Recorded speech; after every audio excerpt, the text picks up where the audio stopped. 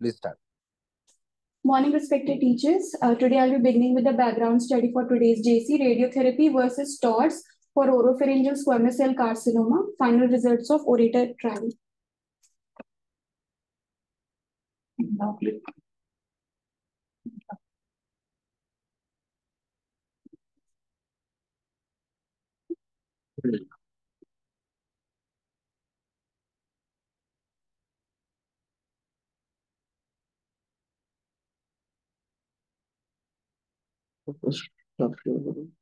Stop share करके वापस से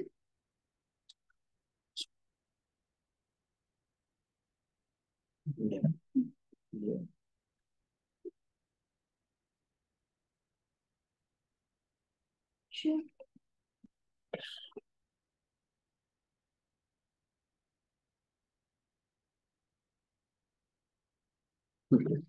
Oropharyngeal squamous cell carcinoma refers to the cancer of middle part of pharynx, which extend vertically from the soft palate to the superior area of higher bone and includes the base and the posterior one-third of the tongue, the tonsil, soft palate, and posterior and lateral pharyngeal walls. These form the subsites of the oropharynx. 90% of the oropharyngeal cancers are squamous cell cancers, which forms the lining of the oropharynx. They can be differentiated on the basis of HPV associated and not associated. The ones which are non-HPV associated are mainly due to tobacco smoking and alcohol use. In addition to the direct invasion of the tissue, oropharyngeal cancers can spread through blood and lymphatics.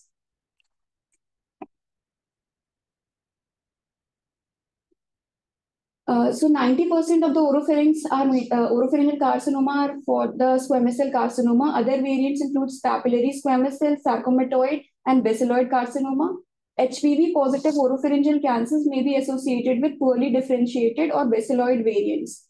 If you look at the epidemiology, HPV negatives are associated with smokers, drinkers, older population, more with the African Americans, lower socioeconomic status, lower education, mostly affecting the pharyngeal wall, soft palate, and presents with the complaints of sore throat, dysphagia, otalgia. With HPV positive, the population includes the non-smoker, younger males, Caucasians, having multiple partners, higher socioeconomic status with higher education. Most common subsites include tonsil, base of tongue, and present with painless neck masses. Quickly brushing through the T and N staging in positive status. T0 is no primary identified. T1 is tumor less than or equal to 2 centimeter. T2 2 to less than 4. T3 is more than 4 with lingual surface of epiglottis, and T4 includes the extrinsic tongue muscles, larynx, medial pterygoid, hard palate, mandible, and or beyond. The nodal status includes N0 is no nodes, N1 is ipsilateral nodes with less than equal to 6 centimeter, N2 is contralateral nodes less than 6 or equal to 6 centimeters, and N3 is any node more than 6 centimeter. For P16 negative, T staging remains the same. T4A includes larynx, extrinsic tongue muscle, pterygoid, medial pterygoid, hard palate, mandible, and T4B includes the prevertebral fascia, carotid encasement, lateral nasopharynx, and skull base. In the N staging, N1 stage is ipsilateral node less than equal to 3. N2 stages divided into A, B, and C. A is ipsilateral node more than 3 or less than 6. 2B includes multiple ipsilateral site, and 2C contralateral nodes, all less than 6 centimeter. In 3A stage is ipsilateral more than 6, and 3B or contralateral 3B is extranodal in extension. So this is a pictorial representation showing the morbidity and oropharyngeal carcinoma causes. The first figure A is the axial and coronal section of the figure A and B. It describes the tumor encasing the base of the tongue and a nodal involvement, which includes the lingual surface of the epiglottis. The image C includes the tonsillar fossa encasement, and D includes the posterior pharyngeal wall with level 3 cervical lymph nodes.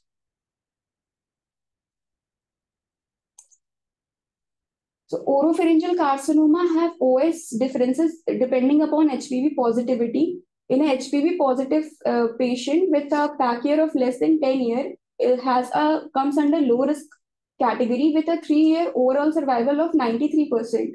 If the PAC year goes beyond 10 years, in early nodal stages, it still remains in the low risk category with 3-year OS 93%.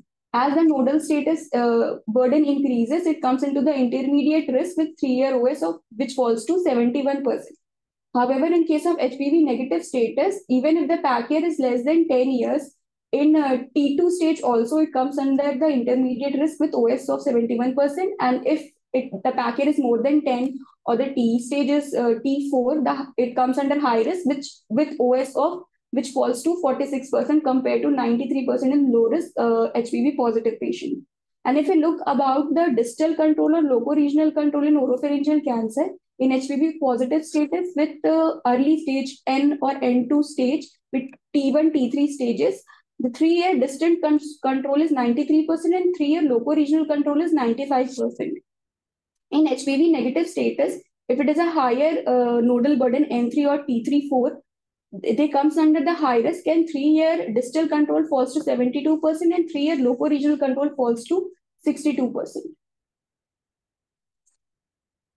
So HPV-associated oropharyngeal cancer is rapidly increasing in the incidence and has unique epidemiological, molecular, and biological characteristics. Despite being recognized as having superior prognosis, current evidence does not support less intensive therapy compared with HPV-negative oropharyngeal cancers. Current combined modality therapy confers a significant risk of morbidity, and patients with HPV-associated oropharyngeal cancer have a younger median age. These patients therefore live longer with the adverse effect of treatment, and this spurs the development of treatment de-intensification trials that attempt to decrease treatment-related morbidity without compromising efficacy. Little bit about the surgery. One of the main advantages of surgery over primary chemoradiotherapy treating oropharyngeal squamous cell cancer is the ability to perform pathological staging. This provides a precise assessment of the cancer's extent, which can guide decision on reducing the intensity of further treatments. This is significant because, as we know, most long-term impairments and poor quality of life in oropharyngeal cancer survivors are linked to treatment themselves rather than the cancer. By using surgery as the initial treatment, clinicians can potentially de-escalate or reduce the need of aggressive adjuvant therapies like CRT, especially in patients where the disease is not advanced.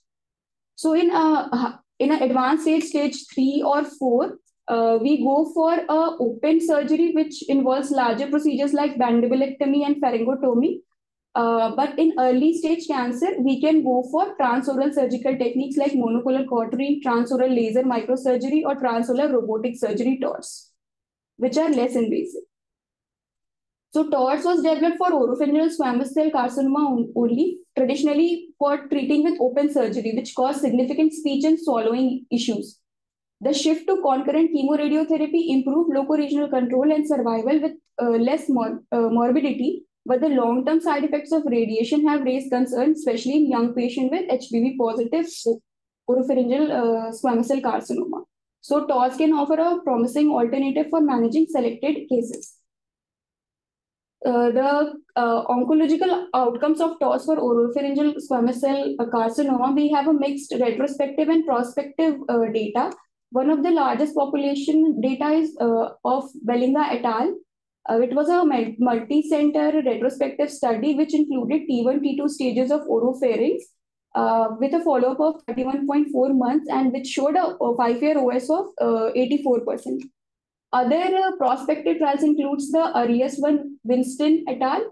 It had around 30 patients only, which used the subsites of all the oropharyngeal anatomy, and it had a follow-up of 2.7 years, showing a OS of 100%. Other prospective data are Dabas et al. And Mill et al. In Min et al., they included TORS for pyriform sinus and pharyngeal wall carcinoma with T1, T4 stages, followed up for 60 months. Overall OS was 55.3%, and DFS for stage 1, stage 2 was 100%, and stage 3, stage 4 was 68.6%.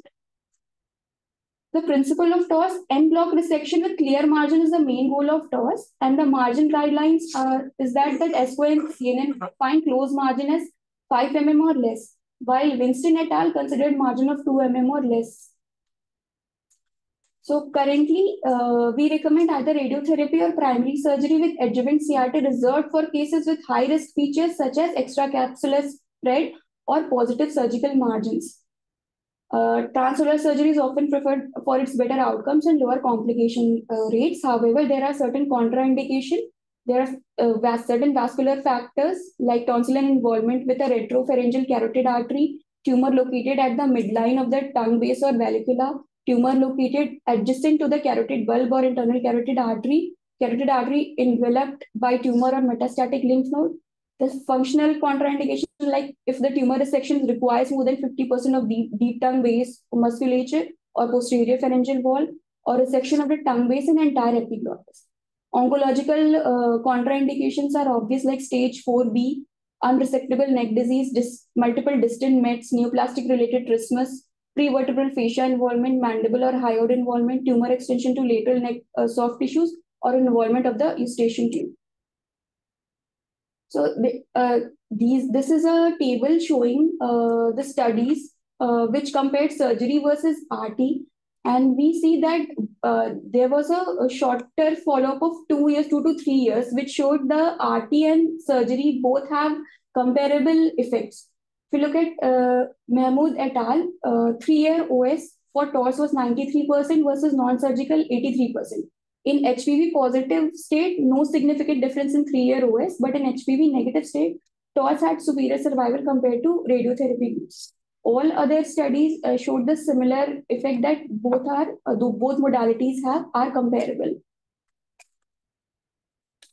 Functional outcome, if we compare surgical versus RT, the follow-up for these studies was shorter, like Chen et al. Swallowing outcome at 12 months, where 74% of TORS could swallow as well as ever compared to 30% with CRT group.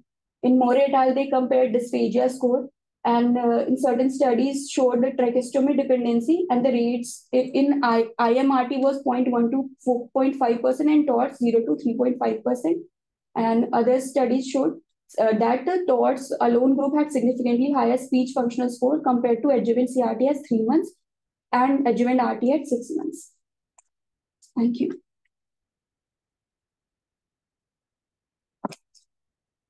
Thank you, Shreya. Now we can move to the methods and material and results part. Yes, Dhirani, you can go ahead, please. Your slides are visible. Make it full screen and start.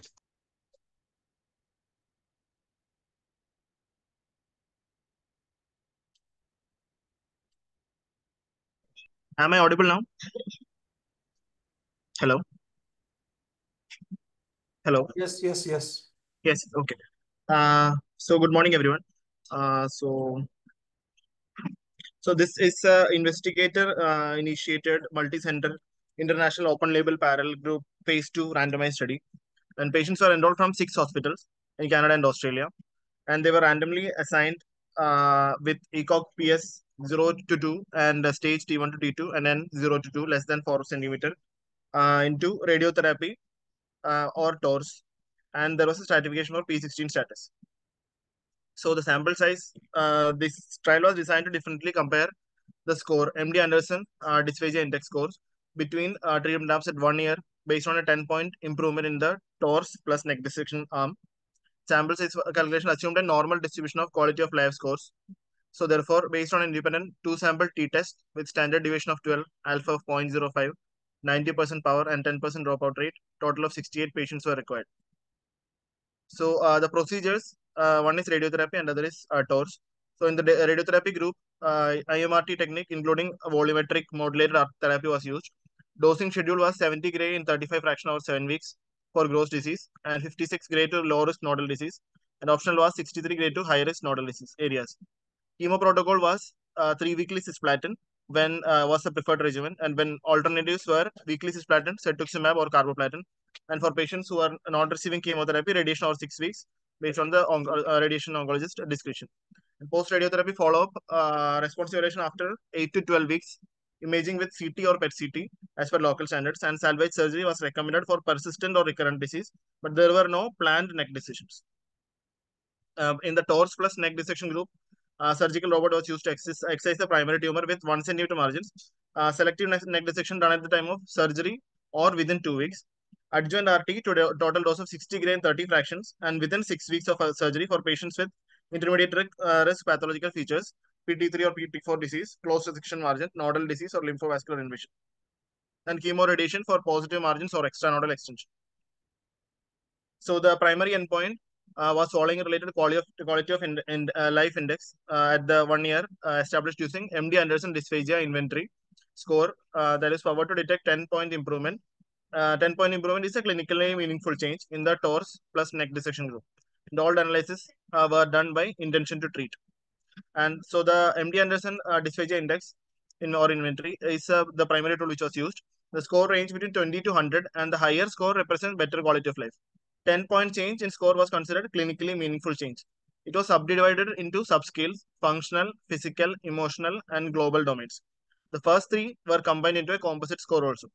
So all the scores were 20 to 100, and other quality of scales were also used, like URTC, quality of life cancer in general, QLQ C30, and head and neck scales, voice handicap index, neck dissection impairment index, patient neurotoxicity questionnaire, and functional oral intake scale. So 68 patients were recruited, and they were randomly assigned 34 to radiotherapy, 34 to torse and neck dissection. In the radiotherapy, 32 received allocated intervention, 9 received RT alone, and 23 received concurrent CRT. And 2 were lost to follow-up, and 34 were analyzed. And in the torse plus neck dissection group, 10 received torse plus neck dissection, 16 torse neck dissection RT, and 8 torse neck dissection and CRT. So, and the baseline characteristics for each were matched. And the P16 positivity was there in 60 patients out of 68. Median age was 58.5. 60 males out of 68. Smoking history was present in 72% of the patients. More than 21 drinks, 18% of the patient.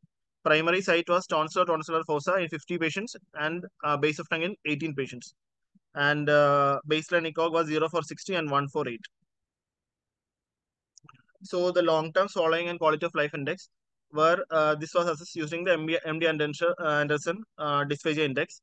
They were initially higher in the RT arm. Higher means better, and but they eventually converged by 5 years and were not significantly different across the whole time period. So, okay, so the regression coefficient beta for torse plus neck dissection arm versus RT arm was 3.69, with the 94% confidence interval of minus 8.26 to 0.89 and p-value of 0.11, which was more than 0.05. This is not 5, it's equal to, sorry. And the 5-year total mean and standard deviation of MD Anderson score was 85.3 in the RT arm and 84.6 in the torse arm. And in the subdomains, there was only a statistically significant better score in the emotional subgroup, and no other significant in the other subgroups or in the composite scores. So other long-term swallowing outcomes with the other assessments. So there was difference in the two arms only in worse dry mouth in the RT arm, p-value of 0.032, and worse pain score in the torse arm, which is 0.002. And no significant difference in the neck functioning measured by neck dissection impairment index or voice measured by voice handicap index. No difference in the 5-year functional oral intake score, which was 95% in both arms, and both and 20 and majority of patients receiving total oral diet with no restriction. And only one patient in the torse arm had a feeding tube beyond 3 years who had a diagnosis of a second primary. Adverse event, total adverse event grade 2 to 5 did not differ between the arms. Individually considering neutropenia and hearing loss were more common in the RT arm, and dysphagia and other pain were more common in the torse arm, on the basis of grades considering 2 to 5, and all were p-value of less than 0.5. And so this translated an odds ratio of 3.16, but p-value of 0.33. And grade 3 to 5 toxicity rates did not differ between the arms, and 3 and 4 individually considered, they also differ significant. There was no difference. I mean, 53% in the first arm, and then 38% in the other. And there were no grade 5 toxin in the RT arm, and 1 grade 5 toxin in the torse arm because of the oropharyngeal bleed. Survival outcome, 55-year OS was 84% in the RT arm and 85.1 in the torse arm. And the p-value was 0.92, which was not significant. And 5-year PFS was 84% in the RT arm and 82.2% in the torse arm. Again, p-value is 0.83, which was not significant. Thank you.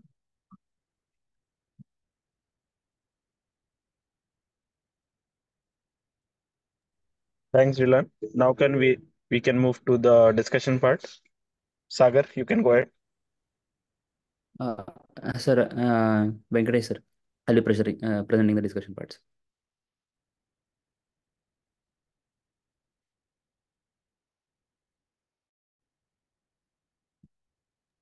Yes, Venkatesh, you can go ahead.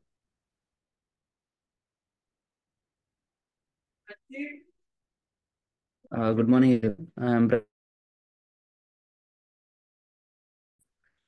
This is just a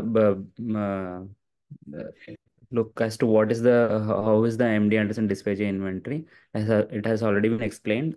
It is a score which starts from 20 to 100, with the higher score being good quality of life, and and it has four domains, which is a functional domain, physical domain, emotional domain, and the global. With functional having 5 questions, physical domain having 8 questions, emotional domain with 6 questions, and global having one. Just before discussing this trial, I just want to go through briefly the Orator series of trials. Means it's actually the same trial with the results being submitted in at different timelines. This was the first trial just presented in 2019. In this, the objective was to compare primary radiotherapy versus primary transoral robotic surgery plus dissection with adjuvant RT or CTRT based on the pathological characters. Which in this, the trial, the conduct period was from 12 to 2017, with 68 patients in each in the early being randomized with early stage oropharyngeal squamous cell carcinoma T1 to T2 and 0 to 2, and treatment modalities were radiotherapy arm, which consisted of 70 days with chemotherapy, with concurrent chemotherapy if there is a node positive disease, or TORS plus the pathological characteristics as already outlined. Primary endpoint was swallowing related quality of life at 1 year, which was assessed during using the MD-ADI, MD Anderson dysphagia inventory. In this quality of life at 1 year, RT group was mean score was around 86.9 versus the 80.1 in the surgery group, and it did differ significantly.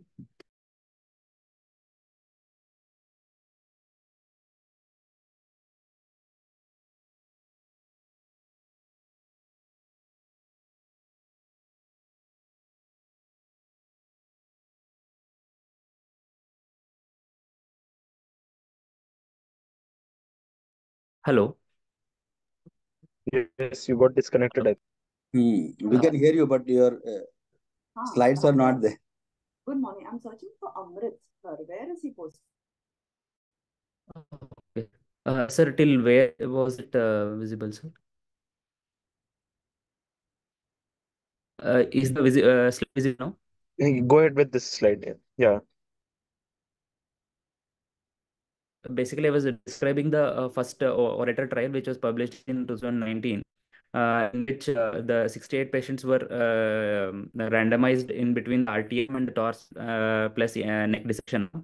And the primary end of the study was swallowing related quality of life at 1 year, which is used using MD scores. And the swallowing quality of life score at 1 year using MD Anderson dysphagia index was 86.9 in the RT group versus 80.1 in the surgery group. RT group had a numerically higher value of swallowing quality of life, but did not meet the 10-point threshold for a clinically meaningful change. And the most common adverse effects in the RT group that were seen was neutropenia, hearing loss, tinnitus, dysphagia, and mucositis, whereas the adverse effects in the TORS plus neck dissection arm were trismus and dysphagia. This is the second publishing of this Orator trial results, the long-term results published once in the 2022. The primary endpoint of this trial was swallowing related quality of life at 1 year with uh,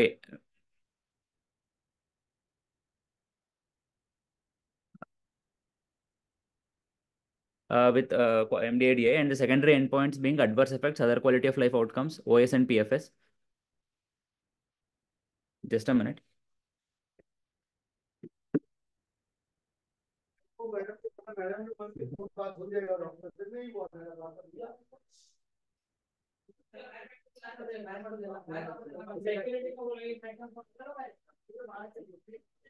Sorry for the disturbance. The primary endpoint was spike-related quality of life at 1 year with MDADA, and secondary endpoint being adverse effects.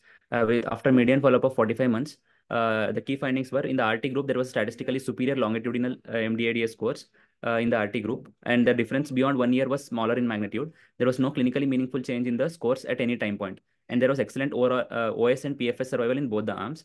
The scores in the second year were 86 versus 84.8 in the TORS arm.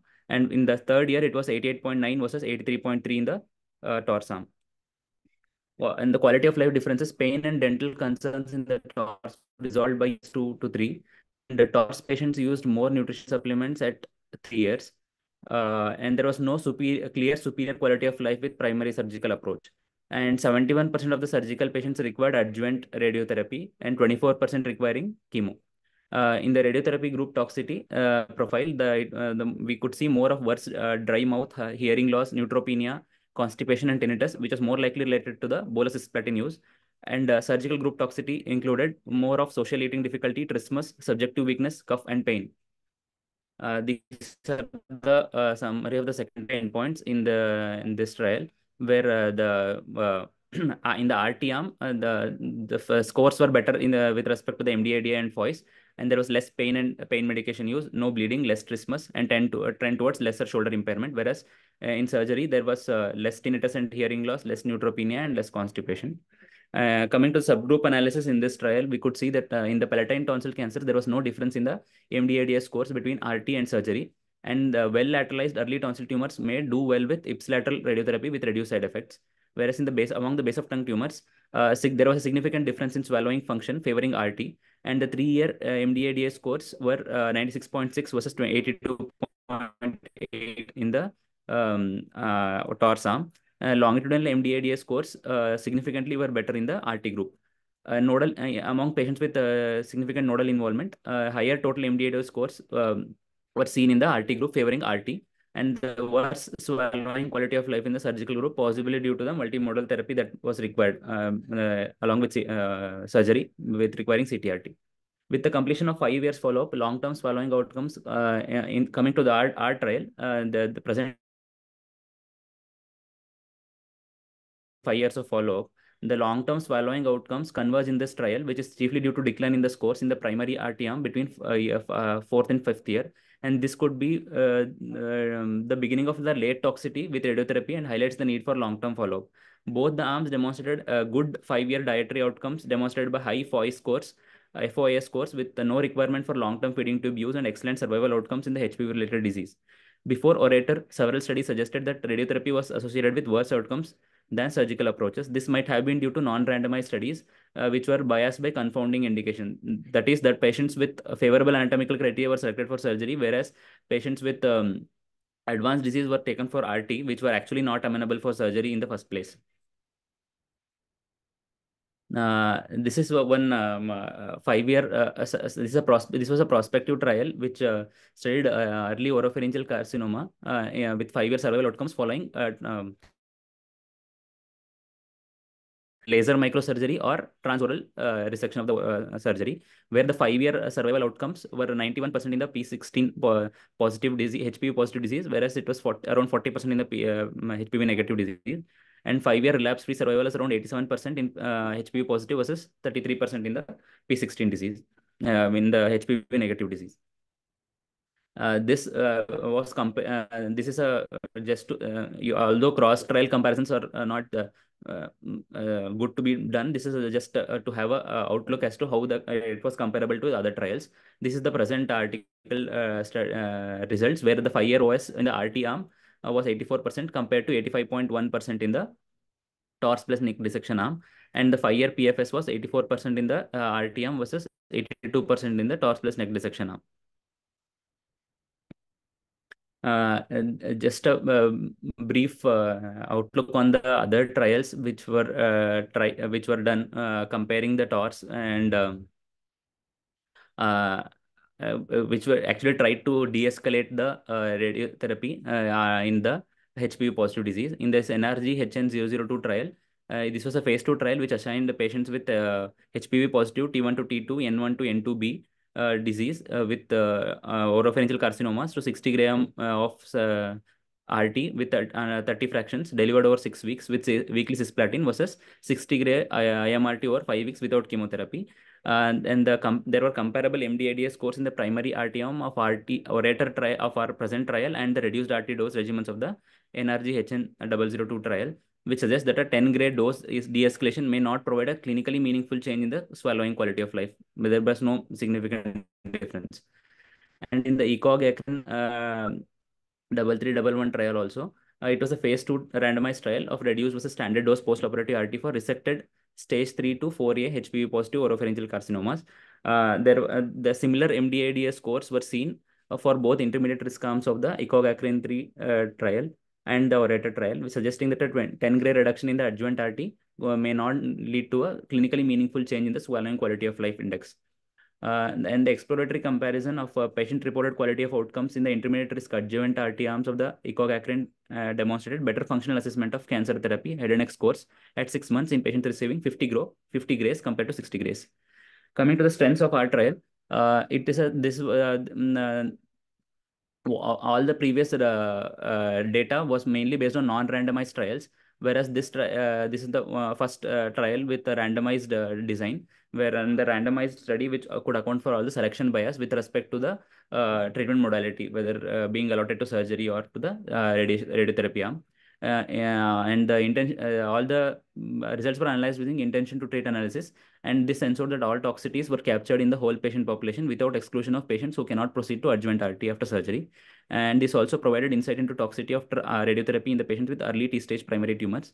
While concurrent CTRT can be fatal in more advanced oropharyngeal carcinomas, it is better tolerated in patients with more limited disease amenable to TORS.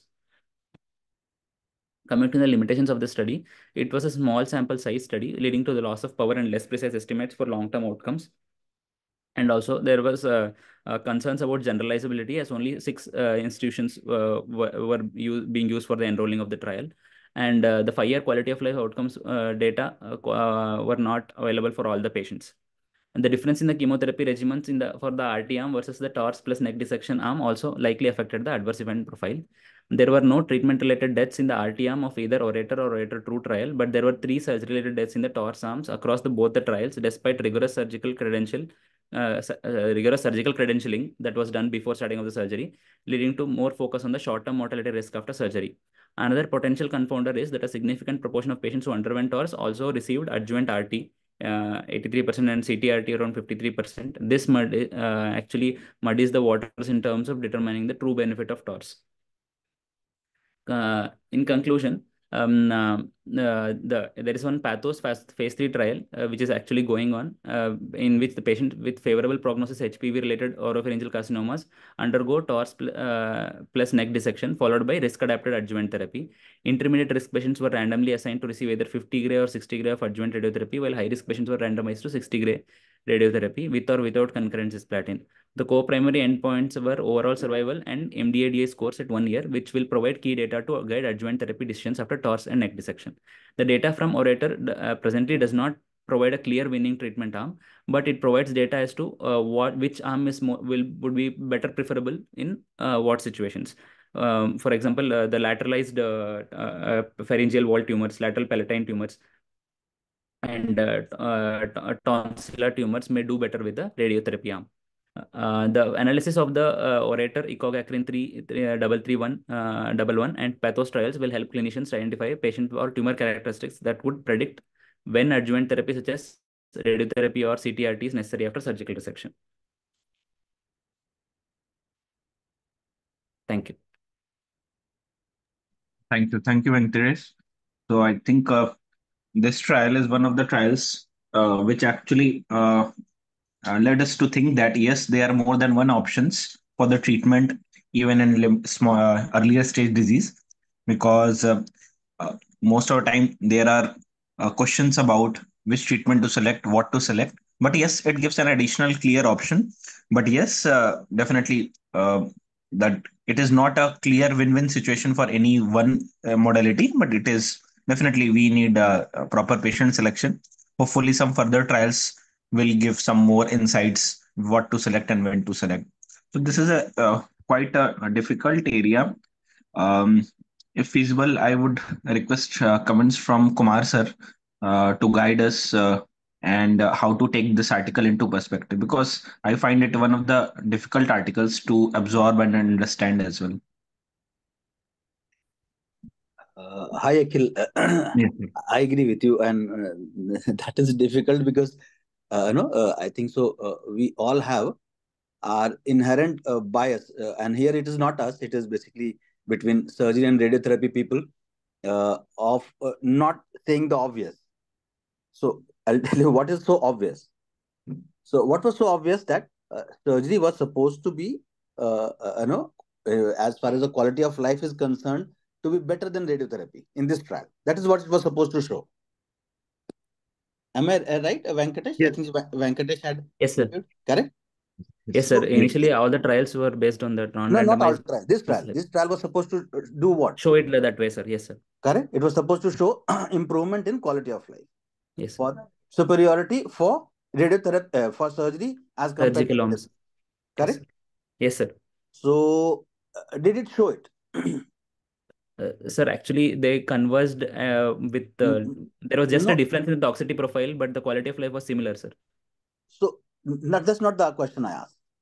I asked the question: surgery quality of life was ever better than radiotherapy?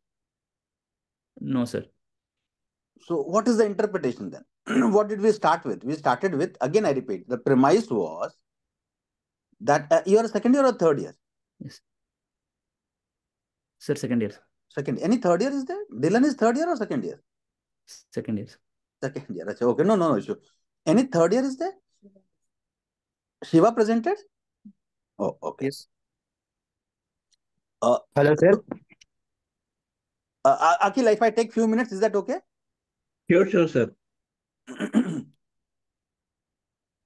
So, again, coming back to, in case Shiva is there. Shiva, are you there? Yes, sir. Okay. So, the question, again, I start with what was this trial supposed to show? The primary endpoint? So the better quality of life in case of torth arm, sir. For surgery as compared to radiotherapy. Am I right? Yes, sir. Yes, sir. So, what is the interpretation? Did it ever show that? No, sir. The dysphagia rates were still higher, and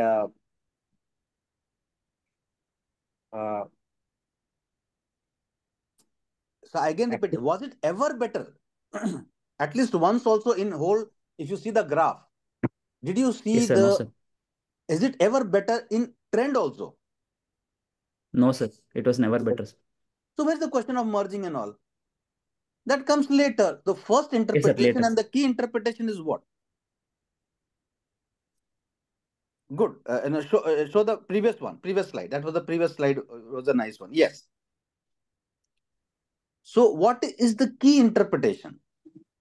That this trial failed to show that surgery is better than radiotherapy. That is the key take-home message. What we started with, a very selective group of patients in oropharyngeal cancer, where we wanted to see, can we do a smaller surgery, not bigger surgery, because someone in the first presented that oropharyngeal cancer, you can do open surgery. People do it, very uncommon. Long back it has been, by and large abandoned. In India, I can tell you few centers where they do it. Abroad also, there are only few centers which does it. That doesn't mean I'm saying it should not be as one of the option in the armamentarium for a clinician. But now we know the reason for it is very obvious. But having said that, this is why the trials are in selected patient also. If you do surgery which doesn't cut much, that you do TORS in those T1, T2 patients, then also the primary endpoint, which was the quality of life at 1 year, was negative. Am I right? Yes, sir. Venkatesh, Dylan? Yes, sir. And who was the first one who presented? Shreya from Varanasi. Oh, hi, Shreya. Shreya, is it okay? Is this a fair interpretation? Unless if I'm wrong, please anyone come in between. And this is just an idea how to interpret. I'll go to some other aspect also, but first I wanted people to able to say things what was there in the study. That was the first. So Shreya, am I making a fair interpretation? Yes, sir. Yes, sir. Good. So all of us are on the same page. The first interpretation is that this surgery was supposed to show for quality of life to be better than radiotherapy. This trial not only didn't show that it was better, for all the part of every year, the curve for surgery was below the radiotherapy.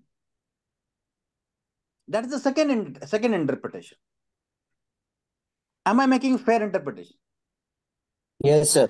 Yes, sir. Yes, sir. Definitely, sir. Yeah. Now the third one comes what someone suggested. It was merging. I agree with you. That one can say that now that's not the primary endpoint. Now, the moment primary endpoint is over, we are talking a whole lot of things which we want to understand what we are going to do in future. All other parameters are important. I'm not saying they are not important. That helps us in developing another good protocol or defining our treatment, because we are not giving up robotic because we have bought the machine. This is not drug, because one of the problem with the machine is that when you buy it, it remains with you. For drug, it is that if you're not working, you can simply leave it.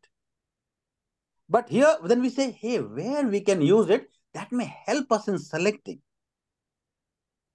Now, then we go to all the primary endpoint subscale. Then we go to the secondary endpoint.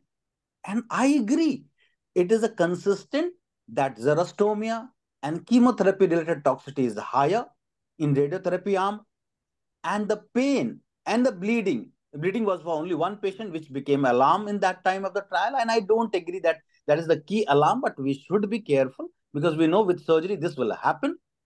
That will be always higher in the surgery arm. Am I right? This is the overall interpretation of this study. Yes, Yes. sir. Yes, sir. So idea first is surgery is not so be careful in oropharyngeal cancer patient with any kind of surgery you want to do. Be very careful. That is the key key take home message. Sure, phase 3 trial is on at this moment. We will. That's the reason you don't see such a huge pickup of robotic surgery for oropharyngeal cancer in the community. Yes. And another thing we learned, that's why you say a whole lot of tonsil was there. Isn't it? We know Yes, that sir. tonsil is easier. Base of tongue, so tough to do. Think about base of tongue, the moment you have 1 or 2 centimeter lesion, and then you have 1 more centimeter beyond it to cut. See, think about in all 3 dimensions, if you have a 1 or 2 centimeter lesion, you're cutting one more. That means what? Around 2 to 3 centimeter of circumferential margin all around in 3 dimensions you are cutting. What kind of hole you will be leaving in base of tongue? And then you have to do reconstruction. And that becomes a challenge. And same challenge for pharyngeal wall. That challenge is not for tonsil. So if you have a tonsil, proliferative lesion, you know that surgery will be easier. And then that is where the TORS is easy to implement. And these are, again, we see the nuances. And again, if I have a patient who is very keen that I need to have a minimal invasive surgery for oropharyngeal cancer, then these are the interpretation I will have. If I have to have it, this way I will select. But overall, negative trial, and also again not assuring us, a red flag for us that be careful as far as the oropharyngeal cancer is concerned. That doesn't mean I'm saying this is for all head and neck cancer. We all need to understand here it is oropharyngeal cancer. This is what we are talking about, and only selected T1, T2 lesion. Don't get into T3, T4. T3, T4, we have not explored for minimal invasive surgery. So, Akhil, am I making a fair interpretation? Yes, sir. Completely agree, sir. So there is no doubt about T3, T4. Presently, there is no option of surgery. It is not a standard of care treatment. In T1, T2, TORS was being considered as one of the standard of care. But yes, this trial clearly shows that it is not superior in terms of radiotherapy. It failed to show superiority of quality of life in terms of dysphagia. That is why we need to be careful while. So while we are explaining our patients, while the patients are asking us, we should be careful and give the interpretation accordingly. Correct, sir? Thank you, Akhil. I agree. And good you chose this trial. I appreciate. We should have this uh, other modality trial also for our discussion. This is a very good trial to learn many things. Thank you, sir. Sir, Yes, Dilan, you wanted to ask? hello, sir. This is Shiva, sir. Go Hello. ahead, Shiva, if you want to ask something. Hello. Yeah, Sir, please. one small doubt. If we have a very well lateralized tonsillar primary with, say, less than 1 to 2 centimeters with very less mucosal involvement of the base of the tongue or soft palate in angular disease, in that subset, does TOS can do better when compared to RT? So again, this is an assumption we have. And I agree with you, fair assumption. Because we also want, I tell you the advantage. If I have a T1, T2 lesion of tonsil, and if my surgeon can say, hey, I can remove this in a day and you go home. Sure, I will want that. But my radiation oncologist should be reassuring that I won't give you radiotherapy. Think about, I did surgery, and after that, my radiation oncology colleagues end up giving radiotherapy for 6 weeks. Sure, we eliminated chemotherapy out of it, but we gained a little. But in case my surgical oncologist colleague said, hey, this is a T1 lesion small, my radiation oncologist suggests if we can remove it, no radiotherapy. I do agree. I will choose that because this will one-day procedure, not not damaging anything, much tissue all around that, my tonsil, that all my muscles, they are spared of radiotherapy and surgery. Good idea. But I told you the caveat what we will have. But again, repeat, we need to re-emphasize that in that situation also, in due course, we need to develop evidence. That doesn't mean I'm saying that today this is not, as Dr. Akhil suggested, this detailed discussion should happen with the patient.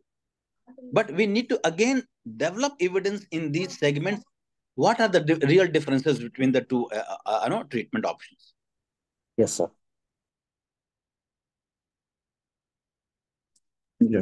Any other comments or queries?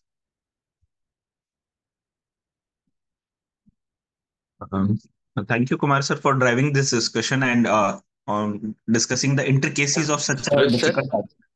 Yeah. Sir, Sandeep here, sir. Yes, Sandeep. Sir, while choosing treatment for early stage oropharyngeal cancer, the T1 N1 will behave differently and T2 N0 will behave differently. Based on this status, shall we prefer which TARs are radiotherapy? Because most of the patients with the node positive they may require the adjuvant RT. Yes, that point is valid. Node positive patients are likely more chances to require adjuvant RT.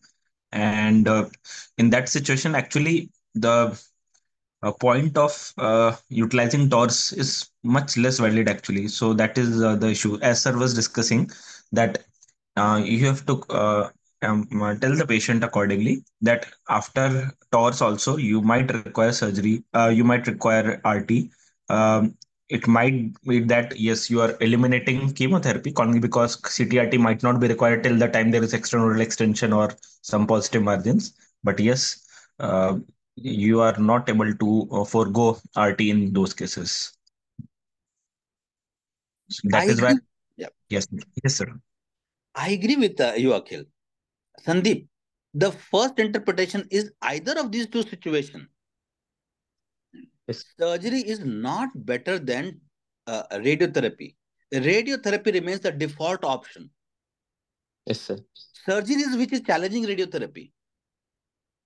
So surgery needs to work harder at this moment to show that they are better than radiotherapy in any situation. That's what they started with. It was not radiotherapy which was challenging surgery. Here it was a surgery which was challenging radiotherapy. That hey, I'm better than you as far as the quality of life is concerned. So both the situation what you suggested, as far as this study is concerned, don't get me wrong, I'm not saying that surgery is not an option at all.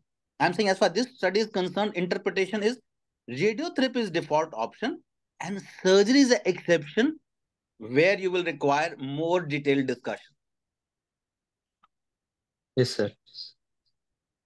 Akhil, that's a fair way of Yes, yes. letting students Completely know. agree. Completely agree, sir. This is a very easy, a much easier way to interpret as well, so that even the first year DM residents will be able to understand this these things actually, sir. Thank you, sir. So I think we can go to the final comments by BK Mishra, sir. So I think it was a nice discussion, and even now T1 stage, T1 patient also, because of the modern technique of radiotherapy, where we can spare the salivary glands and normal, even normal neck and other pharyngeal muscles also. So radiotherapy maybe side effect is even less than the radiation. So it is only because surgery is only optional treatment and preferred in case of somebody want. Otherwise, you can say in this situation, we can say radiotherapy is better for at least oropharyngeal cancer. Yes, thank you. Thank you, sir. I think we succeeded in discussing the important take homes for this article. And it is not only the advanced technology, but we need to understand uh, the situations where you want to use the much advanced technologies and minimally invasive surgeries. And this is a very important discussion. And though we do not tend to see so young, early patients too much, but yes, whenever you see, you must keep in mind these studies and the interpretation and discussion related to these studies. Thank you. Thank you, everyone. We can close now.